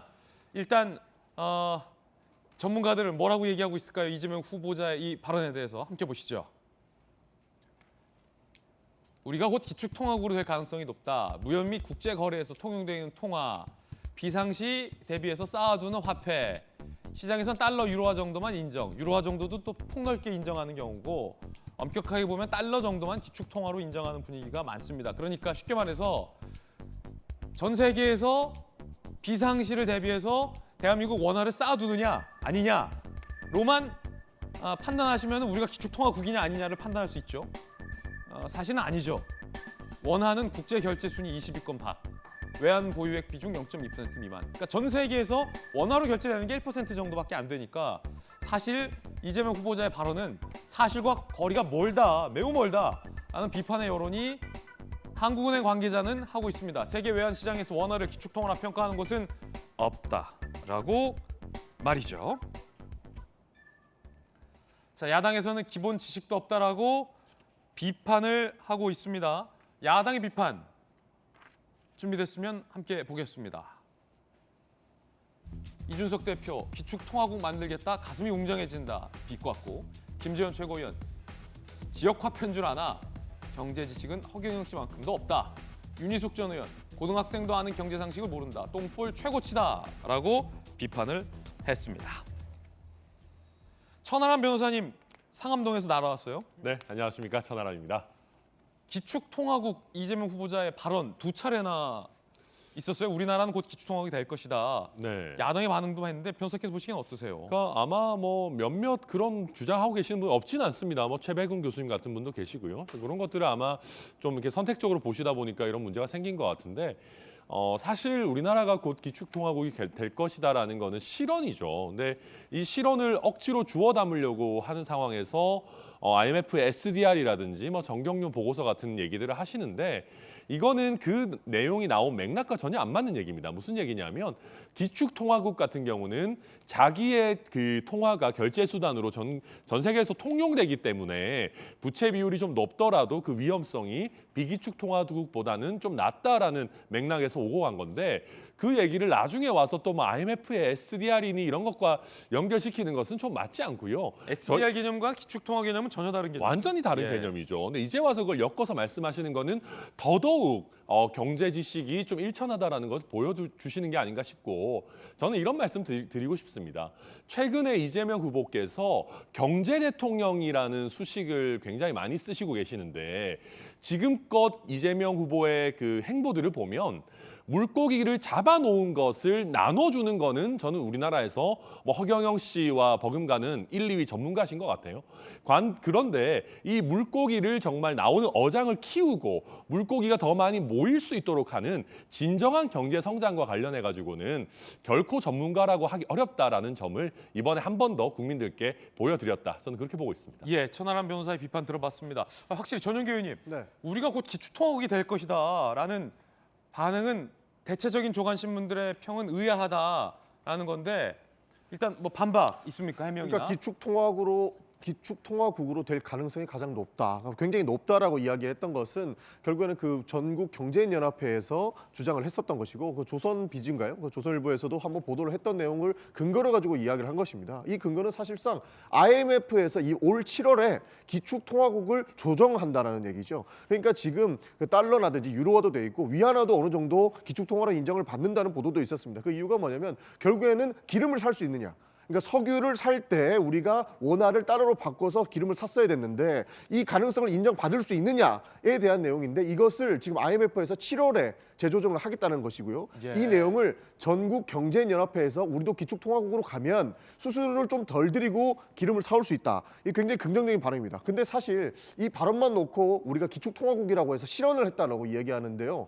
대통령 후보자가 될 사람이, 대통령이 되고자 하는 사람이 당연히 기축통화국으로 가자고 하는 비전을 제시해야지 개도국으로 가자고 할 수는 없지 않습니까? 그러니까 뭐 물론 윤석열 후보의 뭐 120시간 이런 거 보면 개도국으로 가자는 내용 같은데 그러니까 대한민국 대통령이 될 사람이면 그 가능성을 열어놓고 기축통화국으로 가자는 주장을 할 수 있는 것이고 올 7월에 IMF에서 평가를 받을 때 우리도 그 근거를 재면서 수수료를 조금이라도 낮게 석유를 사오자라고 하는 주장은 당연히 할 수 있는 것이다. 저는 그렇게 보고 있습니다. 이건 비전 제시다. 우리가 기축통화국이다라고 주장한 게 아니라 비전 제시다. 그렇죠. 예, 김은혜 의원님. 비전을 제시하는 게 맞죠. 그렇지만 잘못된 정보로 마치 자신이 유능한 경제 대통령인 것처럼 과신해서 오도하면 안 되는 거죠. 두 가지 팩트가 틀렸었는데요. 이재명 후보 그때 얘기할 때 IMF가 마치 국가 부채 85%가 적정하다고 했다 하시던데 아닙니다. 85% 넘기지 말라고 했던 거죠. 그다음에 이제 IMF 이제 저희가 보면 SDR 개념 얘기하는데 그게 이제 뭐냐면요. 시청자 여러분들께 설명드리면 마이너스 통장 개념입니다. 그러니까 우리가 어려울 때 IMF에서 달러 빼다가 저희가 위기를 넘길 때 하는 마이너스 통장 개념을 마치 우리가 앞으로 달러 쓰는 나라가 될 거다. 그거는 이재명 후보님이 경제 대통령이라 하지만 경제의 상식도 갖추지 못한 거라는 걸 한마디로 자인할 수밖에 없었다고 생각을 하고요. 그 청년들이 요즘 밈을 만들더라고요. 아니다, 이재명 후보가 맞다. 기축통화국이 될 거다라고 하더라고요. 무슨 말입니까? 제가 봤더니 저렇게 나라 돈도 내 돈, 내 돈도 내 돈 식으로 국가 재정을 자신의 마음대로 주무르다가는 경제 망해서 베네수엘라처럼 우리가 달러 쓰는 날 오는 거 아니냐? 라는 원화가 아예 폭망을 해서 네, 그런 우려를 반영해서 이런 식으로 국민들을 호도하지 말아달라. 청년들이 오히려 지금 경고의 메시지를 던지고 있습니다. 예. 이제 TV 토론이 언제죠? 다음 TV 토론이? 금요일인데 아마 누군가가 어떤 후보가 물어볼 거예요. 이재명 후보님, 우리나라가 기축통화국 된다고 아직도 보십니까? 언제 됩니까? 라고 물어볼 것 같은데 혹시 후보자께서 언제 된다라고 답변도 준비되셨을까요? 그러니까 언제 될 것이다라고 단언은 할 수 없겠죠. 그것은 당연한 거죠. 기초항으로 가야 된다. 그러니까 가야 된다라는 거죠. 그러니까 우리 지금 경제 상황이 그렇게 나쁜 것이 아니고 세계적으로 기업도 굉장히 성공한 기업들이 많아지고 있고 유니콘 기업도 늘어나고 있습니다. 그렇게 됐을 때 세계적인 신뢰를 받았을 때에는 기축통화국으로 가는 것이 당연히 바람직하겠죠. 왜냐하면 똑같은 석유 한 배럴을 가지고 우리는 1,000원에 사는 걸 저쪽에서는 800원에 사니까요. 그러니까 당연히 좋은 것이라고 생각을 하고 여기에 토론에서 나온 것도 있지만 윤석열 후보도 국가 부채 비율이 얼마가 바람직하냐라고 했을 때 50에서 60%라고 한 거예요. 그러니까 국채 발행을 추가적으로 할 수 있다라고 한 겁니다. 그 근거가 뭐냐면 지금 대한민국의 국가 부채 비율은 IBS 기준으로 45.6%입니다. 그러니까 뭐 윤석열 후보가 부득이하게 국민의힘에 가서 그런 주장한지는 모르겠는데 50에서 60%는 더 낼 수 있다는 거예요. 그러니까 지금 코로나19로 굉장히 힘들 때 국채 발행을 해서 우리 국민들이 먹고 살게끔 할 수 있는 거는 당연히 할 수 있는 주장이고 그것은 어느 정도 이 내용만 보면 윤석열 후보도 인정하고 있는 것이 아닌가. 그 국민의힘만 반대하고 있는 건 아닌가. 저는 그렇게 보고 있습니다. 예. 자, 그런가 하면 기축통화 논란 또 오늘 몇몇 조간신문과 방송 매체에서 반대로 이번엔 김건희 씨의 주가 조작 의혹과 관련해서 추가 계좌가 발견됐다라는 보도를 내놨습니다. 논란입니다. 경향신문과 한겨레신문 보도에 따르면 검찰이 추가로 수상한 계좌를 발견했다라는 보도를 냈어요. 자, 이재명 기자 어떤 내용입니까? 보시는 것처럼 지금까지 뭐 윤석열 후보도 인정했지만 2010년도 초에 주가 조작으로 지금 구속돼 있는 사람에게 계좌를 빌려줬다. 이건 이제 확인이 돼 있는 거죠. 그런데 한 4개월 정도 오히려 손실을 보고 그 사람은 거래를 끊었다. 지금 이렇게 현재까지 이렇게 알려져 있는 거죠. 그런데 그 계좌 말고도 추가로 2010년 1월부터 투자자문사 이모 대표에게 49만 주, 약 18억 원 매수에 이용한 계좌 2개가 더 있었다. 그리고 또 2010년 10월부터 2011년 1월까지 이때 이제 주가 조작이 활발하게 이루어졌다. 이렇게 지금 검찰은 보고 있는 건데 그때 김건희 씨가 직접 한 8만 5천 주 정도를 매수했는데 그때 이용한 계좌가 또 있다. 다시 얘기해서 김건희 씨가 도이치모터스 관련된 주식 거래한 계좌가 총 5개고 약 40억 원어치를 거래했다. 지금 이렇게 지금 검찰에서 확인했다. 이런 내용을 지금 보도하고 있는 거고 검찰에서 이렇게 이제 밝히고 있다고 지금 언론들이 보도하고 있는 거죠. 호재성 정보를 은밀히 알려주는 식의 비정상적 매수 권유 행위로 판단하고 있다는 겁니다. 그래서 뭐 금융당국에서도 주식 불공정 거래 적출 시 가장 먼저 보는 게 특정 계좌의 관여 비중인데 지금 아까 얘기했던 김건희 씨 5개의 계좌를 봤을 때 이 정도면 충분히 시세 조정 혐의를 둘만하다. 이렇게 지금 금융당국도 보고 있다는 겁니다.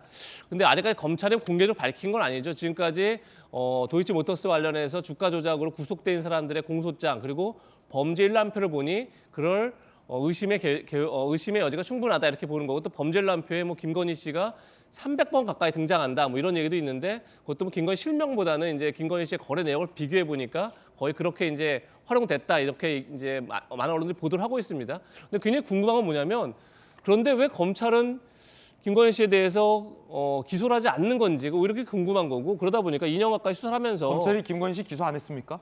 아직까지 안 했고 김건희 씨를 아직 소환 조사도 하지 않았죠. 그런 점에서 2년 가까이 수사를 하면서 왜 아직까지도 이 문제를 매듭짓지 못하고 있는지 오히려 그게 더 궁금하기도 하고 그 점에서 검찰에서도 좀 입장을 밝힐 필요가 있지 않나 이런 생각도 분명히 듭니다. 기소하지도 않았고 불기소 처분을 딱히 내린 것도 아니다. 그렇죠. 계속 수사 중인 상황인 거죠. 그렇군요. 전인규 의원. 네.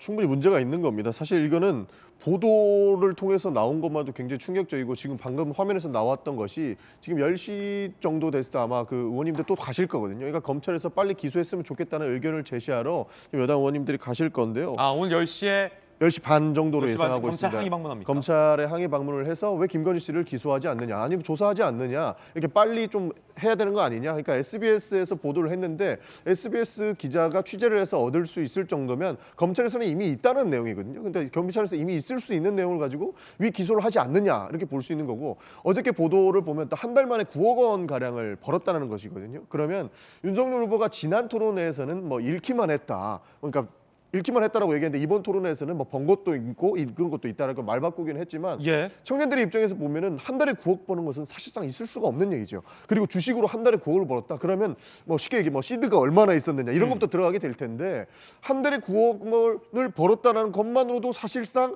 우리는 납득하기 어려운 거죠. 그리고 이것이 진짜 주가 조작 의혹이 사실로 밝혀지면 굉장한 허탈감에 빠질 수 있기 때문에 빠르게 수사를 통해서 밝혀야 되지 않을까 저는 그렇게 보고 있습니다. 천하람 변호사님. 네. 근데 지금 저는 전용기 의원 말씀이 좀 정확하지 않다라고 보는 게 9억 원을 실현한 게 아니에요, 이익이. 우리가 지금 시드가, 그러니까 우리 투자한 금액이 대략 20억 원이 조금 넘는 걸로 지금 알려져 있는데, 그렇다라고 하면 주식이 오르고 내리고 하는 상황에서 뭐 조금 많이 올랐을 때가 있고, 저는 오히려 이게 주가 조작이 아니었던 그 근거로 볼 수 있는 부분도 분명히 있다. 만약에 이게 정말 주가 조작이었고 계획적으로 했다면 최고점에 있었을 때 팔고 이익 실현을 했겠죠. 근데 그런 점을 보면 이게 참 과연 주가 조작을 김건희 씨가 알고 했을까라는 부분이 있는 거고요.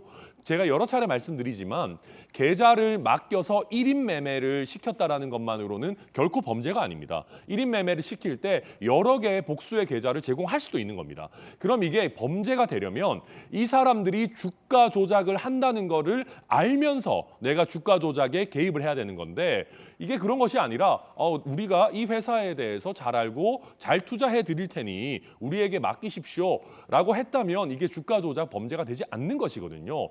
그래서 저는 검찰이 이 부분에 대해서 굉장히 장기간 수사를 했고 주범들을 기소했음에도 불구하고 김건희 씨에 대해서는 여전히 조사조차 하지 못하고 있다는 말은 반대로 김건희 씨가 이게 주가 조작이라는 것을 알고 개입하지 않았다라는 것을 보여주는 그런 반증이라도 이해할 수 있지 않나, 저는 그렇게 보고 있습니다. 자, 여기서 제가 의문이 몇 가지 있습니다. 네. 주가 조작인지 아닌지 뭐 검찰이 기소 혹은 불기소 처분 안 했으니까 단정할 수 없고 국민들이 판단하실 문제인데, 도대체 계좌가 몇 개입니까? 왜 자꾸 후보자나 국민의힘 측이 밝혔던 것과 다른 계좌들이 나온다는 건지, 그리고 두 번째는 손해를 봤다라고 분명히 윤석열 후보는 얘기했는데 지금 많은 보도에 따르면 이득을 봤던 적도 있어요. 그럼 손해를 봤다는 겁니까? 이득을 봤다는 겁니까? 아니면 손해를 보고 이득을 봤다라는 말은 결과적으로 어떻게 됐다는 겁니까? 명확히 좀 해야 되는 거 아닙니까? 그렇죠. 명확히 해야죠. 손해를 봤다고 하는 건 검찰이 주가 조작이 있었다고 생각되는 그 피의자를 기소하는 과정에서 특정했던 그 기간에는 손해를 봤다고 하는 게 윤석열 후보의 입장이죠. 그러면 이익을 봤다는 지점이 뭐냐? 아까 말씀하셨던 것처럼 평가이익까지 한다면 검찰이 더 이상 이제는 주가 조작과 관련해서 들여다보지 않겠다고 했던 그 시점에서는 이익도 받고 손해도 받겠죠. 그게 2009년부터 2017년까지라고 합니다. 그러니까 도이치모터스 주식을 보유하고 있는 기간에는 이익도 보고 손해도 볼 수 있는데, 유독 주가 조작이 있었다는 그때에는 손해봤다고 이야기한 게 잘못이 아니죠. 그리고 그 뒤에도 도이치모터스 주식은 가지고 있었을 수 있으니 그거를 거래도 했겠죠. 그런데 그게 마치 주가 조작이 2017년까지 이어진 건가요? 그건 아니죠. 그래서 제가 언론 보도를 보니까 어떤 언론에서는 남의 계좌까지, 그러니까 남에게 위탁을 했다. 또 어떤 보도에서는 김건희 씨가 혼자 했다라고 엇갈리더라고요. 그러니까 검찰에서 이건 분명히 밝혀야 된다라고 저는 생각을 하고요. 그리고 꼭 평가이익이 난 부분만 보도에 나고 평가 손해가 난 부분은 보도가 안 나더라고요. 왜 그거 기간은 빼는 건가요? 저는 그래서 일률적으로 검찰에서 이렇게 문제가 많았으면 지난 2년 동안 털었으면서 진작 기소했겠죠. 그 부분에 대해서 기소는 못하면서 어정쩡하게 김건희 대표를 붙잡고 있는 게 아닐까 해서 이거는 명명백백하게 밝혀줬으면 좋겠습니다. 자, 지금 여야 간의 이 문제에 대해서 굉장히 서로 단호해요. 전용기 위원장. 그러니까 두 분의 말씀에 어느 정도 맞는 부분도 있는 게, 지금 얼마를 벌었다 이런 내용이 명확하게 나온 것이 아닙니다. 지금 많은 보도들도 나오고 있지만 보도들의 내용이 달라요. 그러면 이것을 해결하기 위해서는 무엇이 필요하냐? 지금 윤석열 후보 측에서 밝힌 것처럼 어느 순간에서 어느 순간까지의 그 짧은 기간 말고 지금 주가 조작이라고 의혹이라고 얘기 듣는 모든 통장 계좌를 공개하면 됩니다. 그러니까 본인은 공개했다고 이야기하지만 잘라서 했다는 거죠. 일부분만 잘라서 했기 때문에 이 의혹이 해소가 되지 않고 뭐 9억을 벌었니 얼마 벌었니 정확하지 않은 내용이 보도로 나오는데, 전체를 다 공개를 하거나 수사를 받거나 둘 중에 하나, 저는 둘 다 해야 된다고 보는데요. 그런 식으로 하면 의혹이 해소되지 않을까, 저는 그렇게 봅니다. 예, 여야의 치열한 접점 들어봤습니다. 다음 순서입니다. 뜨거운 소식 두 가지 준비했습니다. 많은 분들이 저에게 어제 물었습니다. 그래서 김 기자 전쟁이 나는 거야? 라고 말이죠. 어떤 소식일지 공개합니다. 결국 러시아의 푸틴이 우크라이나 침공을 결정했습니다. 러시아 주장은 평화유지군 파견이라고 하지만 평화유지군 파군으로 보는 시각은 많지 않습니다. 푸틴이 선을 넘었다. 오늘 조간신문도 이렇게 해석하고 있습니다. 푸틴의 연설에서도 그 대목 나옵니다. 들어보시죠. Считаю необходимым принять уже давно назревшее решение незамедлительно признать независимость и суверенитет Донецкой Народной Республики и Луганской Народной Республики. 그리고 많은 외신에는 러시아군 혹은 친러시아 반군들의 탱크와 장갑차가 우크라이나 국경에서 포착, 이동하는 모습이 많은 언론에 포착돼서 보도되고 있습니다. 이미 러시아 군 내지 친러시아 반군 세력이 우크라이나 영토에 진입했다라고 보는 시각도 상당히 많습니다.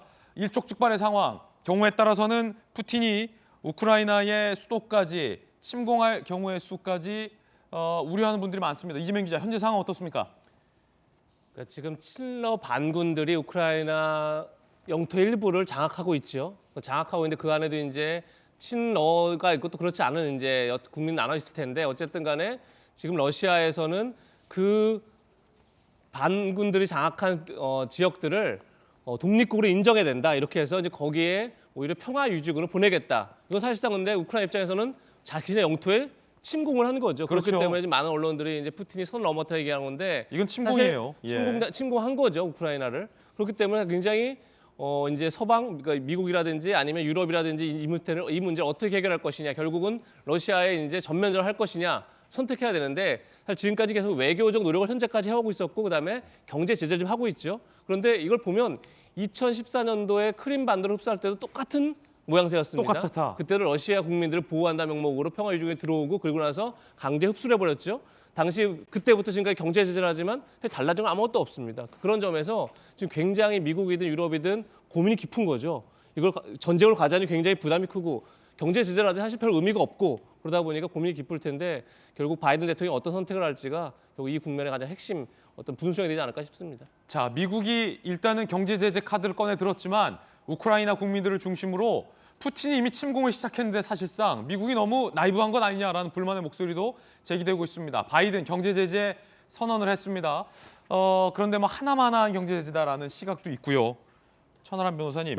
지금 이제 우크라이나 정부 입장에서는 유엔 안보리가 이제 좀 본격적으로 개입을 해서 사실상 무력 개입까지도 좀 보여줘야지 러시아가 긴장을 하지 않겠느냐라는 입장입니다. 아까 이제 이재명 기자께서 설명하셨지만 계속해서 올림픽 기간에 전 세계인들의 관심이 좀 멀어지는 기간에 사실상 침공하는 행위를 지금 또 계속 하고 있습니다. 지금 국제적으로 우크라이나의 영토라고 인정되는 그 이제 러시아와 가까운 부분들을 러시아 혼자 독자적으로 이게 독립국이다라고 얘기하면서 친여 성향의 시민들을 보호해야 된다는 명목으로 계속 병력을 넣고 있는 거거든요.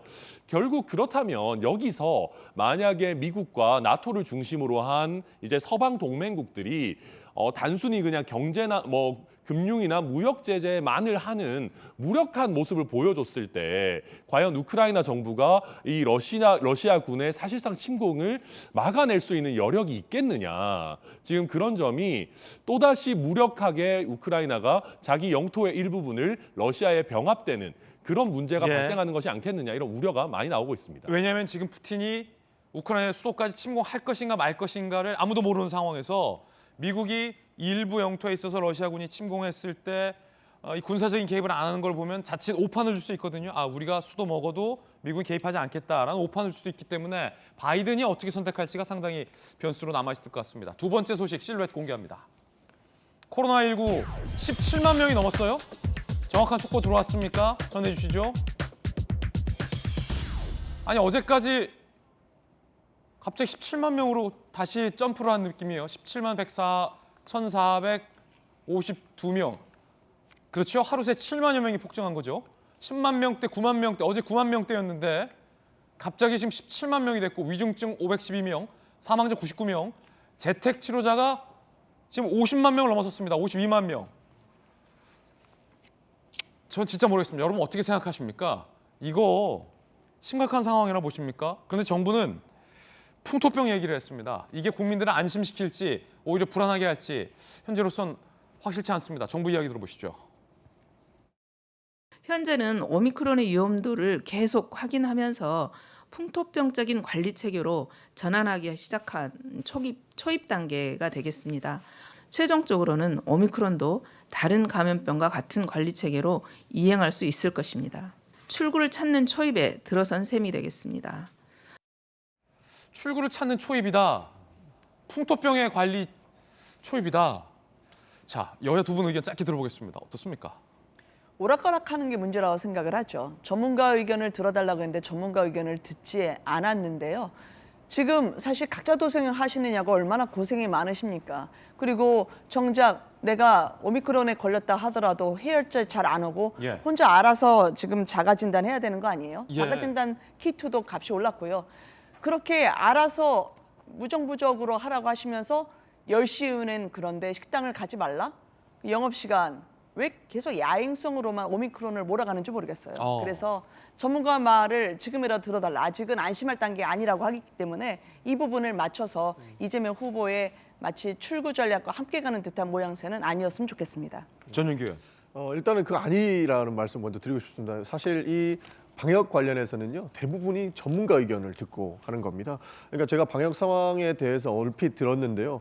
그 질병관리청에서는 최고의 전문가들이 모여 있죠. 질병관리청에서는 풀면 안 된다라고 주장하고 있고, 우리 그 중소상공인들을 위한 그런 부처에서는 이건 풀어야 된다고 얘기하고 있고, 그 공방이 굉장히 거세다는 것입니다. 그래서 이제는 이것을 그 코로나19를 어떻게 대응할 것인가에 대한 논의가 새롭게 이루어져야 된다라고 가고 있는 겁니다. 그래서 방역 조치를 단계적으로 완화했던 것이고요. 그러면서도 쪼일 부분은 쪼여야 되는 게 어쩔 수 없는 상황까지 온 거라고 판단을 하고 있습니다. 그래서 여야 대선 후보들이 둘 다 방역은 완화를 조금 하되 그다음에 그 더 문제가 생기지 않게끔 중증이나 위중증 관리는 또 특별하게 더 해야 되지 않나, 이런 의견을 주고 있는 것이 아닌가, 저는 그렇게 보고 있습니다. 자, 천하람 변호사님, 제가 네. 질문 드릴 게 하나 있는데 국민들의 불안감, 얼마 전 최근 7개월 아이가 영아가 말도 못하는 영아, 돌도 안 된 영아가 코로나에 확진돼서 고열 등의 증상이 있어서 응급실을 찾으려고 했는데 몇 군데를 돌아다녀도 병원에서 받아주지 않아서 타 지역으로 가다가 숨졌습니다. 네. 그런데 정부가 발표한 해명은 병상이 부족한 게 아니라 의료진이 부족해서 그렇다 라는 해명을 했는데, 병상이 부족하든 의료진이 부족하든 우리의 의료 공백인 거 아닙니까? 이거 뭐가 달라집니까? 이게 정부의 해명이. 제가 말씀드리고 싶었던 게 바로 그겁니다. 병상과 의료진 모두가 갖춰져 있어야 우리 국민들께 최소한의 의료 서비스를 제공할 수 있는 것이죠. 저는 지금 이러한 의료 공백이 발생하고 있는 상황에서 풍토병으로 전환을 검토한다라는 얘기가 굉장히 공허하게 들립니다. 그러니까 이게 만약에 오미크론이 초기 단계 이런 식으로 감염자 수가 폭발적으로 늘기 전에 미리부터 우리가 이런 식으로 풍토병 전환을 검토하겠다라고 얘기했었다면 국민들께서 좀 덜 불안하셨을 것 같아요. 우리가 준비된 상황에서 이런 지금 대응을 하고 있구나.